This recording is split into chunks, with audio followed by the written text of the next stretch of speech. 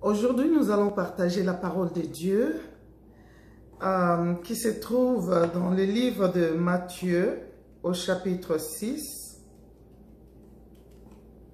Matthieu au chapitre 6, nous allons lire le verset 19 et 20. Matthieu 6, 19 et 20. La Bible nous dit ceci. Ne vous amassez pas de trésors sur la terre, où la teigne et la rouille détruisent, et où les voleurs percent et dérobent. Mais amassez-vous des trésors dans le ciel, où la teigne et la rouille ne détruisent point, et où les voleurs ne percent ni ne dérobent. Amassez-vous le trésor. Au fait, ça, c'est vraiment une parole très claire des Écritures. Aujourd'hui, j'aimerais parler un peu sur l'échelle des valeurs dans notre vie. Quand nous vivons, nous avons besoin de prendre conscience. Dieu fait une différence ici entre le ciel et la terre. Nous, en tant qu'humains, nous vivons dans le temps. Toi et moi. Nous vivons dans le temps. Et Dieu vit dans l'éternité. Mais ici, nous voyons la parole de Dieu nous dit, Dieu nous rappelle que dans la façon dont nous vivons, chaque jour de notre vie est une façon d'amasser les trésors. Je vais expliquer ça plus tard. Mais Dieu veut montrer la différence entre la vie terrestre et la vie dans l'au-delà ou la vie après cette vie. J'aimerais que tu comprennes qu'il y a une vie après celle-ci. Notre vie ne finit pas sur la terre. La mort n'est pas la fin de toute chose. Après la mort, il y a toute une vie. Sauf que la vie terrestre est une vie limitée. Elle est comme ça. Elle a un commencement et une fin. C'est une vie qui se situe dans le temps.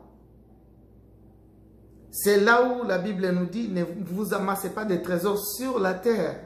La vie est limitée sur la terre. Elle est limitée dans le temps. Et vous savez, Dieu ne vit pas dans le temps. Dieu est dans l'éternité. Et Dieu est dans l'éternité. Il n'a ni commencement ni fin. Il est dans l'éternité. Et nous, en tant qu'humains aussi, créés à l'image de Dieu, nous vivrons aussi dans l'éternité. Mais notre vie d'aujourd'hui, ce que nous accomplissons, nos paroles, nos actions, nos intentions, tout ce que nous faisons aujourd'hui crée un trésor pour notre vie dans l'éternité. J'aimerais que tu comprennes, nous sommes dans les temps avec un commencement et une fin, mais Dieu est dans l'éternité, il n'a ni commencement ni fin. Et nous aussi, nous vivrons dans l'éternité après cette vie ici.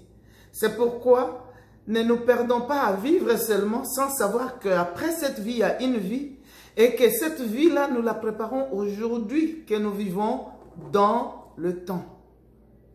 Alors, le malheur, c'est de voir, ou ce qui est triste, c'est de voir que des fois, nous sommes tellement conscients du temps et nous ne pensons pas à l'éternité.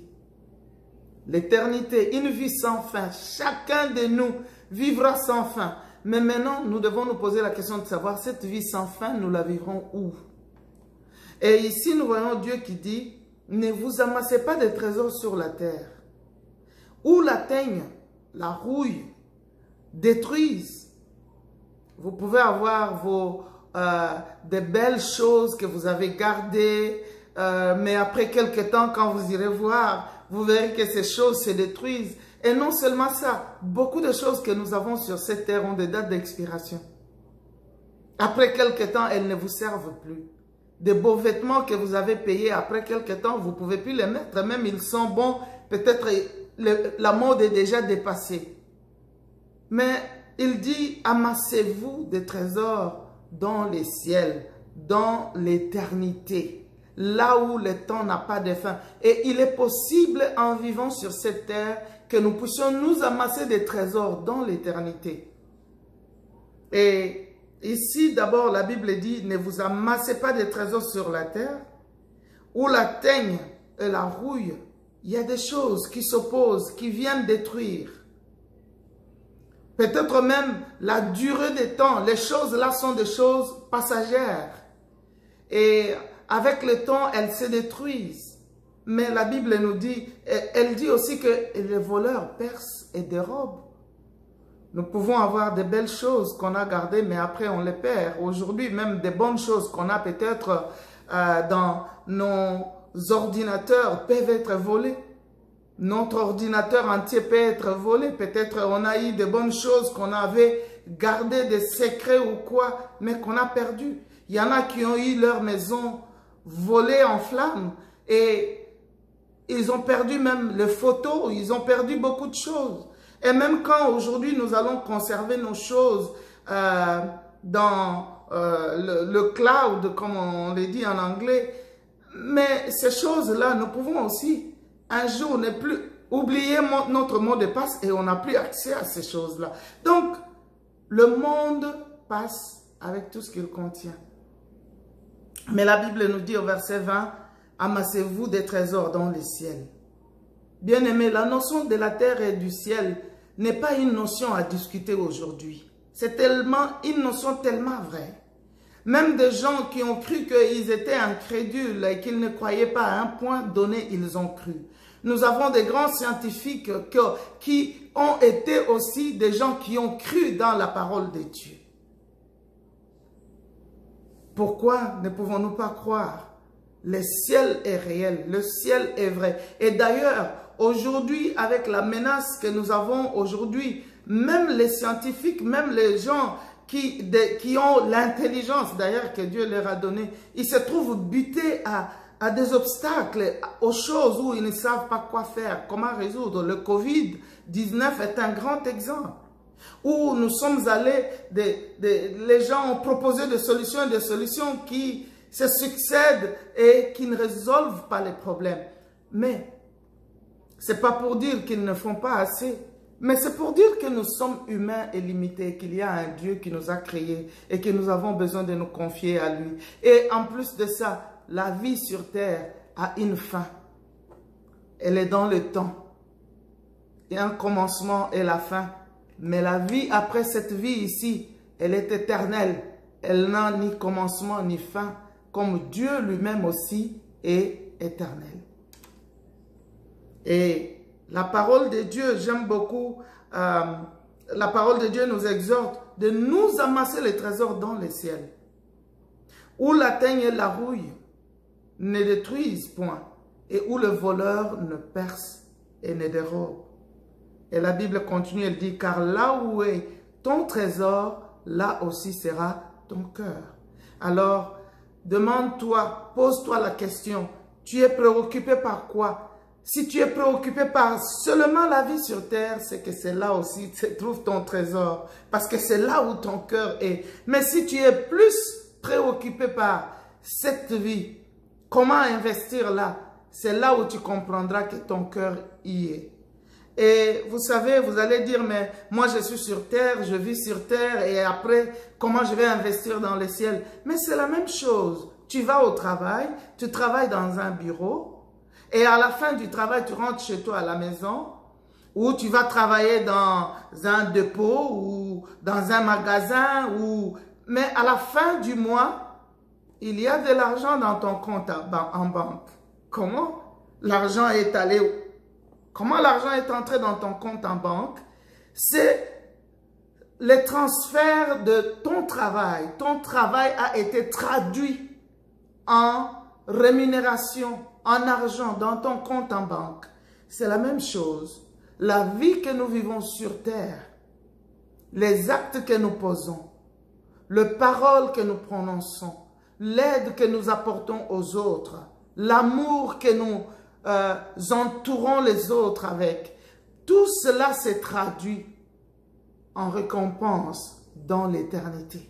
Notre vie de chaque jour se reflète dans l'éternité. Mais la Bible dit, nous devons d'abord savoir où est notre cœur. Quel est notre trésor? C'est juste la vie passagère sur la terre ou c'est l'éternité que nous sommes en train de préparer? J'aime beaucoup dans 1 Corinthiens au chapitre 3. Pardon, le chapitre 4. Je m'excuse. Chapitre 3 de 1 Corinthiens.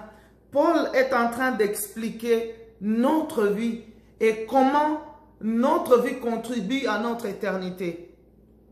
Et il nous montre que Jésus dans notre vie, c'est comme un fondement. Et chacun de nous, en vivant chaque jour, nous sommes comme en train de bâtir sur ce fondement-là. Et c'est là où nous bâtissons pour l'éternité.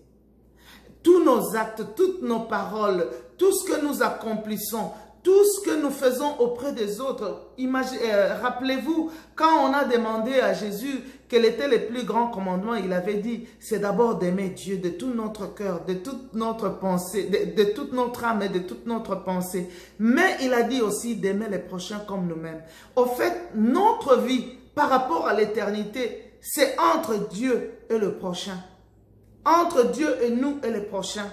C'est ça qui va, au fait, montrer quelle récompense nous aurons dans l'éternité. L'apôtre Paul dit ceci, que nous ne devons pas placer un autre fondement. C'est que notre foi doit être basée sur Jésus seul, pas sur autre chose, pas sur un prophète, pas sur un Dieu fabriqué par les mains des hommes, pas sur un Dieu qui lui-même est mort et dans la tombe, mais sur Jésus. C'est lui qui est venu, il est mort et il est ressuscité et il peut nous donner la vie aujourd'hui. Et la Bible nous dit dans 1 Corinthiens 3, « Or, si quelqu'un bâtit sur ses fondements, donc ce fondement qui est Jésus, il bâtit avec ses actes, il bâtit avec de l'or, de l'argent, des pierres précieuses, du bois, du foin, du chaume, l'œuvre de chacun sera manifestée. » L'œuvre que nous bâtissons, la Bible dit, elle est de deux sortes. Il y a une œuvre qui est bâtie avec des pierres précieuses. Et une autre est bâtie avec de la négligence, des choses qui ne nous coûtent rien. Qu'est-ce que cela veut bien nous dire en pratique? La Bible dit, ceux qui bâtissent avec l'or, l'argent, des pierres précieuses, c'est ceux qui donnent leur cœur, qui donnent leur temps. Ils ont le temps de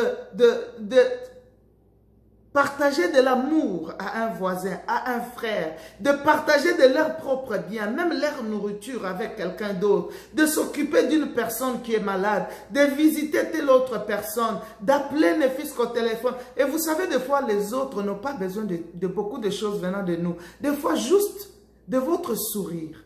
Ils ont besoin de votre sourire. Peut-être même juste un bonjour. Quand nous vivons dans certains milieux ou des milieux qui sont mixtes, où les gens venus de partout vivent ensemble, des fois, combien nous constatons même la haine? Les gens n'ont pas d'amour. J'étais dans une église, et je me garderai de citer le nom de cette église, et le pasteur devant a dit, saluez-vous les uns les autres. J'ai tendu ma main vers un monsieur, et il m'a montré un doigt. Et le doigt là, dans la culture où nous sommes ici, c'est une injure.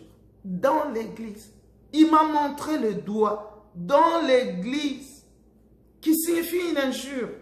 Et pourtant, le pasteur devant a dit, saluez-vous les uns les autres. Bien-aimés, les gens, des fois, n'ont pas besoin juste de votre argent. Ils ont besoin juste d'un bonjour.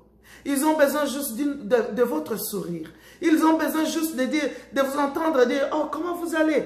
Ils ont juste besoin de dire, oh, j'ai beaucoup aimé cette histoire-là que vous avez. Juste votre gentillesse. Et j'aimerais vous dire ici, pour ceux qui vivent dans des milieux où on n'aime pas les autres à cause de leur race, on n'aime pas les autres à cause de leur dialecte, ou on n'aime pas les autres parce qu'ils ne sont pas nous, au ciel, il y a un seul ciel.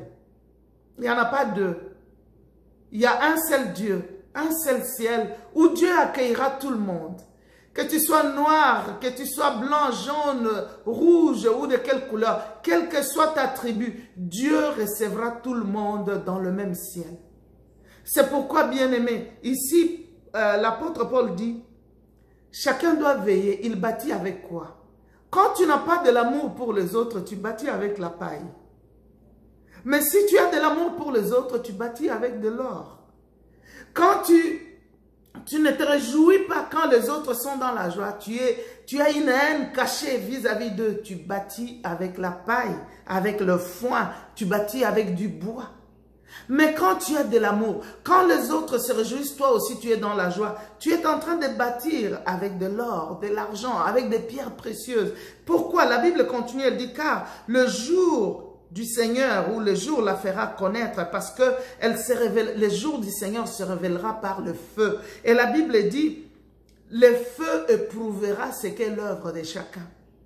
Si ton œuvre était juste l'hypocrisie, tu es gentil avec les gens, quand ils donnent le dos, tu les critiques à mort. Tu fais comme si tu es content, ou même tu es fâché, ou même tu dis des paroles pour décourager, pour détruire le moral des gens. Mais la Bible dit que l'œuvre de chacun sera éprouvée par le feu. Si l'œuvre de quelqu'un est consumée, la Bible dit, il perdra sa récompense. Aujourd'hui, il y a même des enfants de Dieu qui n'ont pas l'amour pour les autres, qui considèrent les autres comme si ils n'ont pas le droit. Il y en a même qui considèrent les autres au nom de Dieu comme toujours des ennemis. Des gens qui ne leur ont rien fait, mais par des faux messages qu'ils ont reçus, ils les considèrent comme des... Non, bâtissons avec amour. Jésus a dit, aime Dieu de tout ton cœur, de toute ton âme, de toute ta pensée, et aime les prochains comme toi-même. Aimons les autres. Et la Bible dit, si l'œuvre de quelqu'un est consumée, il perdra sa récompense. Et il sera sauvé, mais comme au travers du feu. Il sera sauvé, mais sans récompense. Bien aimé, on ne sera même pas la même chose. Même pour nous qui allons au ciel, nous ne serons pas la même chose. Même au ciel. C'est pourquoi Jésus a dit, ne vous amassez pas des trésors sur la terre. Parce que ça passe.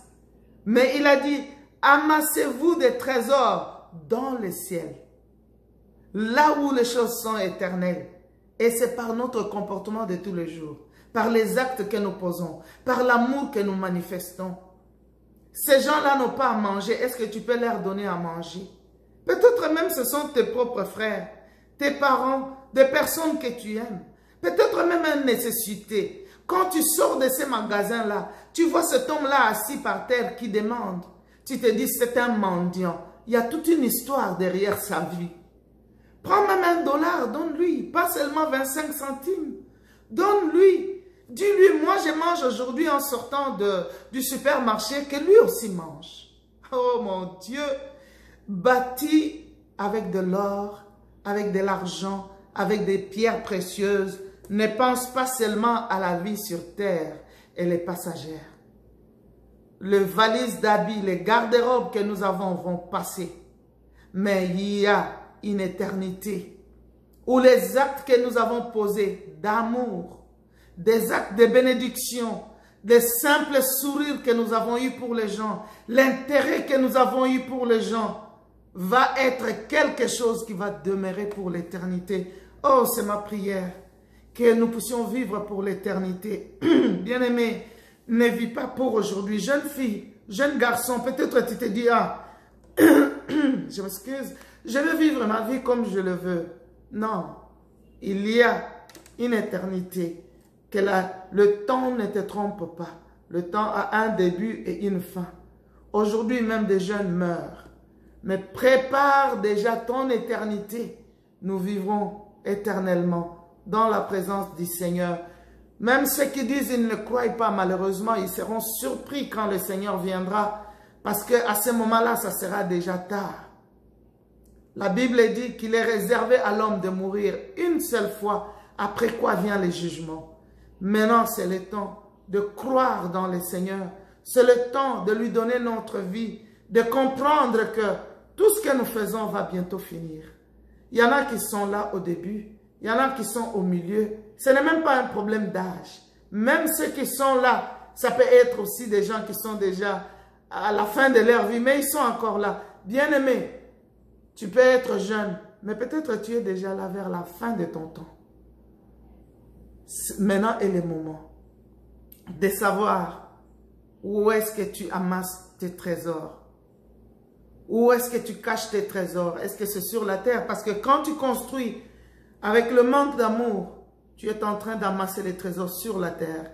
Et ces trésors vont passer. Mais si tu amasses ton trésor avec amour, tu souris aux autres, tu les bénis, tu pries pour eux, Vous savez, il y a même des trésors que nous amassons sans parler aux gens. Dans notre vie de prière, en citant le nom de certaines personnes, en disant Seigneur, souviens-toi, en plaidant leur cause. Il y a des gens même peut-être que nous ne connaissons pas bien vaguement, mais nous voyons comment ils ont été éprouvés par un deuil, par un problème, mais nous les portons dans notre prière. C'est des trésors que nous amassons. Et vous savez quoi? La Bible nous dit dans Apocalypse, au chapitre 14, le verset 13, « Et j'ai entendu du ciel une voix qui disait, « Écris, heureux dès à présent le mort qui meurt dans le Seigneur, oui, dit l'Esprit, afin qu'ils se reposent de leurs œuvres, car leurs œuvres les suivront. » Le mort qui meurt dans le Seigneur, la Bible dit, leurs œuvres les suivront. Tes œuvres vont te suivre. Quelles sont tes œuvres? Est-ce qu'elles sont agréables devant le Seigneur? Bien-aimés, c'est le moment que nous puissions encore revoir notre vie, que nous puissions encore comprendre ce que le Seigneur Jésus disait quand il nous dit de ne pas nous amasser les trésors sur la terre, où la teigne et la rouille détruisent, et où le voleur perce et dérobe, mais il dit, amassez-vous des trésors dans les ciels, par vos actes, par vos paroles, par l'encouragement que vous apportez aux autres, par l'intérêt que vous apportez même à défendre. Peut-être même vous avez des responsabilités dans une nation, vous avez des responsabilités en tant qu'un député, un sénateur, mais quel trésor vous amassez? Peut-être vous êtes un conseiller d'un grand dirigeant, mais quel trésor vous amassez? C'est le trésor de comploter contre le peuple, de nuire les gens, aux gens, ou bien votre trésor, c'est de donner de bons conseils, c'est de dire non, ça ne va pas, non, faites ceci, aidez ces peuples, de défendre le malheureux, de défendre les nécessités, ou les nécessiteux, ou bien vous êtes là pour juste vos intérêts égoïstes. Il y en a qui vont amasser des trésors sur terre, dont ils ne vont même pas s'en servir, et ils seront partis dans l'éternité, et dans l'éternité, ils seront les mains vides.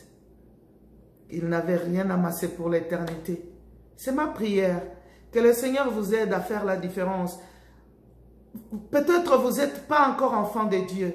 Sachez que le temps est court, il est limité. Tu es là, tu es là, tu es à la fin. Ce n'est pas un problème d'âge. Réveille-toi.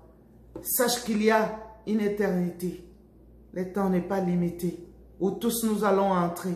Mais notre vie ici dépend de ce que nous avons fait ici. Que le Seigneur vous bénisse. Que le Seigneur vous aide à remettre votre vie encore en ordre avec lui. J'aimerais prier avec vous si vous le permettez. Père, merci. Merci pour ta grâce, pour tes enfants qui ont écouté cette parole. Pour ceux qui ne te connaissent pas, que ça soit un appel pour qu'ils se réveillent et donnent leur vie à toi et vivent conséquemment.